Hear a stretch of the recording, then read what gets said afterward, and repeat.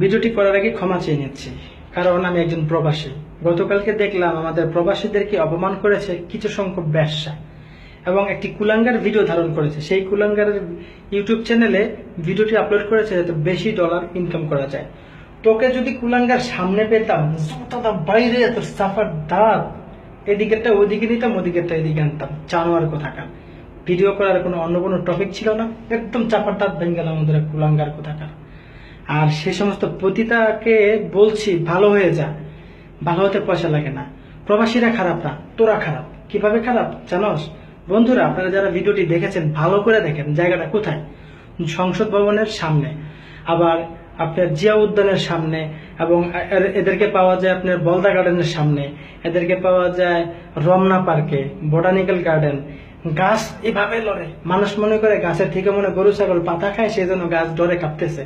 অথচ গাছ ডরে যে কেন কাঁপে, গাছের গোড়ার ভিতরে যখন লক্ষ্য করে তখন দেখে কুকুরের সাথে যেভাবে জোট লাগা থাকে, ঠিক সেম এই সমস্ত নটিগুলার, এই সমস্ত কুলাঙ্গারগুলা জোট লাগা থাকে। এদের হগার ভিতরে বাড়িতে জোতা দিয়ে লাথিও মারে, তখন এগুলো লড়ে না, ছোটানো যায় না, আঠার মতো সুপারগুলো আঠার মতো লেগে থাকে। তাই এরা কখনো ভালো হবে না। আর ভালো করে আপনারা জানেন যে সমস্ত জায়গাতে এরা খারাপ কথা বলতেছে যে প্রবাসী ছেলেরা খারাপ, এই নটিরাই এই ব্যবসাগুলারই এই জিয়া উদ্যানের সামনে বা আপনার পার্কে, এই পার্কে, লেক পার্কে এবং সংসদ ভবনের সামনে সন্ধ্যার পরপরই দেখা যায় 20 টাকার বিনিময়ে শর্ট নেয়। গাছের উপরে পর্যন্ত গিয়ে শর্ট নেয় পুলিশের ভয়ে। কত পুলিশ এরকম ঘটনা ধরছে, জিজ্ঞেস করছি কি হয়েছে, ও গাছের উপরে গিয়ে আকাম কুকাম করছে, নাউজুবিল্লাহ। তখন আমরা জানতে পারি এই সমস্ত কুলাঙ্গার আর এই সমস্ত পতিতা কত বড় ব্যবসা। আর তোদের মতো ব্যবসা এইগুলোই তো হলের সামনে ছবি যখন শেষ আধা ঘন্টা আগে এমনি দর্শিদার মতো এমনি চিত্তে কাটতে থাকো, তোদের মতো ব্যবসারা। তাহলে ওখানে তো প্রবাসীরা থাকে না, ওখানে তারা থাকে, ওখানে মদ খায়, গাঞ্জা খায়, যারা ইয়াবা খায়, হেরোন খায়, যারা ওই কি করে জুয়া খেলে, ওগুলোর সাথে তো তোদের সাথে মেলামেশা হয়। তাহলে প্রবাসী দোষগুলা কেন দিচ্ছিস? তাদের চরিত্র কেন খারাপ বলছিস? প্রবাসী ছেলেরা যারা আছে তোদের ইমো নাম্বার কোথেকে পায়? তোদের ফেসবুক অ্যাকাউন্ট কিভাবে পায়? ফকিন্নির বাচ্চারা, তোরা বাংলাদেশ থেকে বসে বসে দেখো তারা বিদেশে, ওদের ফেসবুক অ্যাকাউন্টে অ্যাড পাঠাস আর ইনবক্সে লেখস যে ভাইয়া আমার সাথে যদি আপনি ইচ্ছে করেন অডিও কলে ইমোসেক্স করতে পারেন 1 মাসের জন্য 1500 টাকা। তোদের মতো ব্যবসা। তারপরে বলো ভিডিওগুলো যদি ইমোসেক্স করেন তাহলে 3 থেকে 3500 টাকা। তোদের মতো ব্যবসা। তোদের জ্বালা যন্ত্রণায় প্রবাসী ছেলেরা খুব অশান্তিতে আছে। তোরা খারাপ ব্যবসা কোথাকার। তোরা এই সমস্ত টাকা নিয়ে সংসার চালাস, পড়াশোনার জন্য এগুলা করস। তোরা নিজেরা ইচ্ছা করলে কাজ করে খেতে পারিস, তোরা অবৈধ কাজ করে দেশে এইভাবে ভাইরাস ছড়াচ্ছিস। নিত্য নতুন যে ভাইরাস তৈরি হচ্ছে তোদের থেকে, তোর উপরে নিচে তোর গাং হয়ে গেছে গা, বুড়িগঙ্গা নদী হয়ে গেছে গা।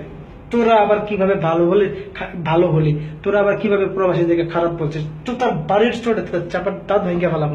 প্রবাসীরা তোদের পিছনে ঘুরে না, তোরা প্রবাসীদের পিছনে ঘুরিস। কারণ ইমোসেক্স করার জন্য এবং প্রবাসীদেরকে বলিস তোর বাবা ঠাডা বুড়া মরে গেছে, মা মরে গেছে, পড়াশোনা করতে চাচ্ছিস, পারছিস না, এবং তোদের বই কেনার টাকা নেই। ফকিনের বাচ্চা তোরা এই সমস্ত জাল পাতস প্রবাসীদের জন্য। প্রবাসীর টাকা আছে সেই জন্য তোদের মতো নোটের প্রবাসীর পিছনে ঘুরিস। ফকিন্নি কোথাকার। প্রবাসীরা তোদের পিছনে ঘুরে না। আর তোরা যে বাংলাদেশের যে সমস্ত ছেলেদের কথা বললি, তাদেরকে নিয়ে কথা বলি। 80% ছেলে বেকার বাংলাদেশ, 80%। 20% চাকরি হয়, মামু খালু আছে, টাকার জোর আছে। বাংলাদেশ তো গরিব রাষ্ট্র, সকলে তো আর বড় লোক না। টাকা দিতে পারছে, মামু খালু আছে, ভালো জায়গায় জব হয়ে গেছে, ভালো ভালো টাকা কামায়। আর 80% মানুষই গরিব, টাকাও কামাইতে পারে না, তোদের সাথে ইমোসেক্সও করতে পারে না। তাই প্রবাসীর পিছনে ঘুজাবাদা সুগার কোথাকার তোরা। এবং প্রবাসী ছেলেদেরকে বিয়ে করতে চাচ্ছিস। আর যারা 80% ছেলে কাজকর্ম নাই, শিক্ষায় শিক্ষিত হয়ে দেশে ঘোড়ার কাজ করতেছে, রিক্সা চালাইতেছে, তখন তোদেরকে বিয়ে করতে গেলে কি বলে জানিস? ওই কাজীরে শিখায় দেয়, এর শিখায় দেয় যে বিয়ে করব, ঠিক আছে, 1 লক্ষ 2 লক্ষ টাকা এবং চাকরি করার বা চাকরির জন্য ঘুষ দিতে হবে 2 লাখ 3 লাখ, আর না ব্যবসা করার জন্য টাকা। শোকেস, আলমারি, বক্স খাট, ফ্রিজ, এসি, হুন্ডা, টেলিভিশন, গড়ি, সাইকেল তোদের কাছ থেকে আছে ফকিন্নি। তারা ভালো তোদের কাছে? আর প্রবাসী ছেলেরা ফকিন্নি না। 60,000, 70,000, 1 লাখ, 5 লাখ আর বেশি যারা ব্যবসা করে এগুলা কামায়। তোদের মতো অনেক ফকিন্নি ইচ্ছা করলে আমরা পালতে পারি। তোরা আমাদের পিছনে ঘুরিস, সেই জন্য তোদের কাছে তোরা প্রেম করিস শাহরুখ খানের লগে, আর বিয়ে করিস কলাভূতের সাথে, ফকিন্নি কোথাকার প্রবাসী তো খোঁজস তারা। যখন জানোস প্রবাসী ছেলে যখন বাংলাদেশে যাবে, টিকিট কেটেছে, ছুটিতে যাবে, তোদের বাবা মা উল্টা করে লাগে ওই প্রবাসীদের পিছনে। তাদের বাবা মার কাছে তেল মাখে, পিঠা খাওয়ায়, পান খাওয়ায়, হেন খাওয়ায়, তেন খাওয়ায়। প্রবাসী ছেলে নিজেও জানে না তোর সাথে বিয়ে ঠিক করে রাখছে। যখন প্রবাসী ছেলে বাইরে গেছে, তার পরের দিনই দরজার সামনে গিয়ে এমনি দাঁড়ায় থাকো ফকিন্নির মতো, এমনি দাঁড়ায় থাকো। যখন ছেলে ঘুম থেকে উঠে দেখে যে একটা খাড়া রয়েছে, কেটা জানি বুকে উন্না নাই, গেঞ্জি পরা, জাঙ্গা পরা, এমনি খাড়া রয়েছে, তখন জিজ্ঞা ওয়ার ইউ, মানে হেতে ভুলে গেছিল প্রবাসী ছেলে হেতে কি ওই বাংলাদেশে আছে না আমেরিকা আছে না ওই ইউরোপে আছে, ভুলে গেছিল। তো জিজ্ঞেস করলো ওয়ার ইউ, মানে হে মনে করছে ঘুমের ভিতরে আছে। তখন বলিস যে আমার সাথে আপনার সাথে হাঙ্গা ঠিক করে রাখছে আপনার বাপ মা, তখন ছেলেকে কি কয়, ঘুমের ভিতরে তো এটা বলবে না। তখন লাভদা ওইটা বলে যে আপনি আচ্ছা হ্যাঁ, তারপর কথাবার্তা বলার চেষ্টা করিস ফকির কোথাকার। আর প্রবাসীরা বিয়ে করে তোদের কাছ থেকে কারো কাছ থেকে যৌতুক নেয় না, আর 2-4 জন খারাপ থাকতে পারে, কিন্তু 95% প্রবাসীরা তোদেরকে টাকা দেয়, তোদেরকে উল্টা যৌতুক দেয়। তোরা আবার প্রবাসীদেরকে খারাপ কিভাবে বলতিস ফকির জাত কোথাকার। তোরা মা জাতের কলঙ্ক, যে মা নামে মা জাতের যে সম্মানটা ছিল, তোরা ফকির, তোরা পতিতা বেশ্যারা সেই সম্মান নষ্ট করে ফেলেছিস। আজকে মা জাতের যে সম্মানটা পেতে এখন তোরা পাচ্ছিস না।